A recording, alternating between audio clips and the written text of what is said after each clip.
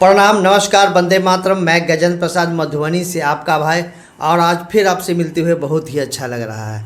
और आज जो विषय मैं लेकर आया हूँ, उस विषय को महादेव पत्रिका में, महागुरु महादेव पत्रिका में 2018 ईस्वी में अर्चित भैया का एक लेख आया था। उसमें आपको याद होगा, ये आपके पास पत्रिका है तो देख लीजिएगा।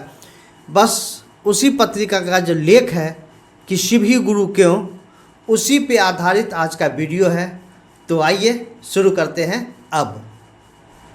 जी हाँ, शिव ही गुरु क्यों, महागुरु महादेव, अगस्त 2018 में अर्चित आनंद भैया का एक लेख है, शिव ही गुरु क्यों। आइए उस पर हम सभी बात करते हैं। धरती पर मनुष्य स्वतंत्र पैदा होता है, लेकिन हर जगह वह बंधन में है। यही कारण है कि जीने की इच्छा रखते हुए वह मरने को विवश है। मानव जीवन की इस विवस्था और परवस्था का संदर्भ में सूफी शायर उमर खयाम ने ठीक ही कहा है।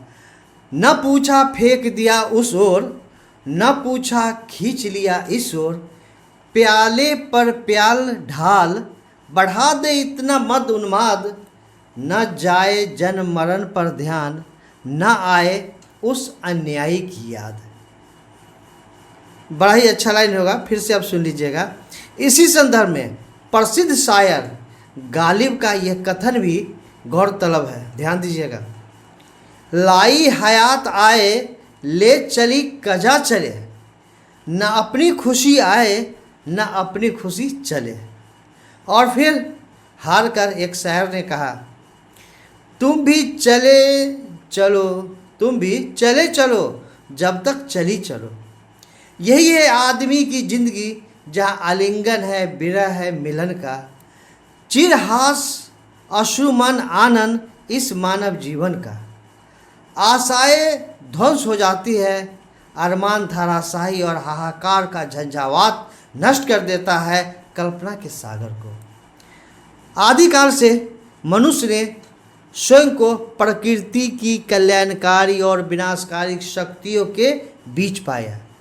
कल्याणकारी, जी हाँ, कल्याणकारी शक्तियों की आराधना, विध्वंसकारी शक्तियों की पूजा शुरू की, लेकिन जीवन में आने वाली अनचाही घटनाओं ने यह सोचने के लिए विवश कर दिया कि क्या मानव जीवन मात्र अंधकार में रहने के लिए बना है।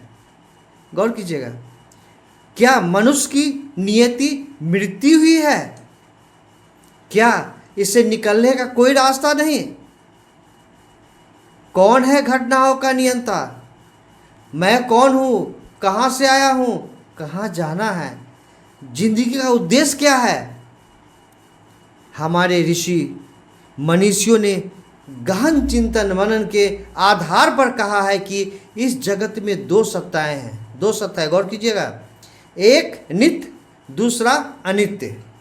जो क्षणभंगुर है, अस्थायी है, वह दुखात्मक है।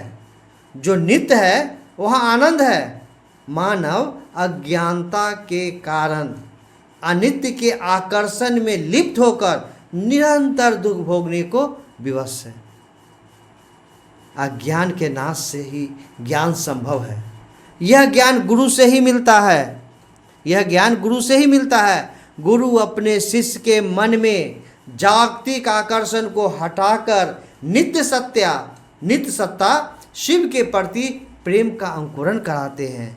गुरु अपने शिष्य के मन में यह समझ पैदा करते हैं कि वह मूल कर्ता नहीं है। मनुष्य मूल कर्ता नहीं है, मूल कर्ता परमात्मा है। अज्ञानतावश मनुष्य स्वयं को कर्ता समझ लेता है, अतः वह दुख भोगने को विवश हो जाता है। यही ज्ञान, यही समझ हमें गुरुदेव देते हैं। इसीलिए हम सभी को अपने महादेव को, अपने शिव को अपना गुरु भाव अर्पित करना चाहिए और शिव को अपना गुरु बनाना चाहिए। कि कहीं न कहीं गुरुओं की जो विस्तृत श्रृंखला है, जो पुरातन काल से चली आ रही है और आज भी चल ही रही है, सभी का तो नहीं कहें, लेकिन बहुत जगह बहुत बंधन है, बहुत शर्त है, बहुत ठगौती है, बहुत जगह मांग चांग सब कुछ है, लेकिन यदि आपने शिव को अपना गुरु बना लिया है तो यहाँ कुछ भी नहीं है, क्योंकि गुरु हमारे शरीर में है ही नहीं तो उनको देंगे क्या। बस अपना प्रेम, अपना जो है ना शिष्य भाव अर्पित करना है। महागुरु महादेव का जो आदेशित कर्म है लोगों के बीच शिव गुरु की बातें करना, वो करेंगे।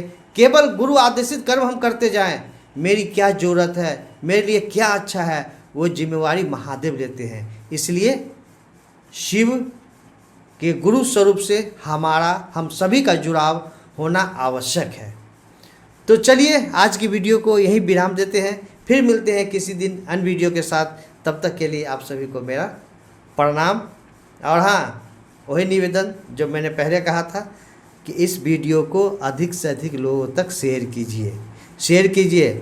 ये जितनी सारी बातें हो रही है, मेरी क्या कैपेसिटी, मेरी क्या हस्ती की मैं बताऊं, ये सभी तो साहब श्री के द्वारा विभिन्न प्रयोजन में, विभिन्न पुस्तकों में लिखा गया है, जिसको कि जो छुप गया है 5 साल 7 साल 10 साल पहले की जो बातें सब है पुस्तकों में छुटी हुई, बहुत सारे भाई बहन को वो उपलब्ध नहीं हो पा रहा है। जो मेरे पास है सौभाग्य से कुछ न कुछ, तो उसको मैं लाने का प्रयास कर रहा हूँ। मेरा प्रयास कैसा है आप कमेंट में ज़रूर लिखेंगे, तब तो हमें आगे वीडियो बनाने का हौसला और उमंग बरकरार रहेगा। फिर से आप सभी को मेरा प्रणाम।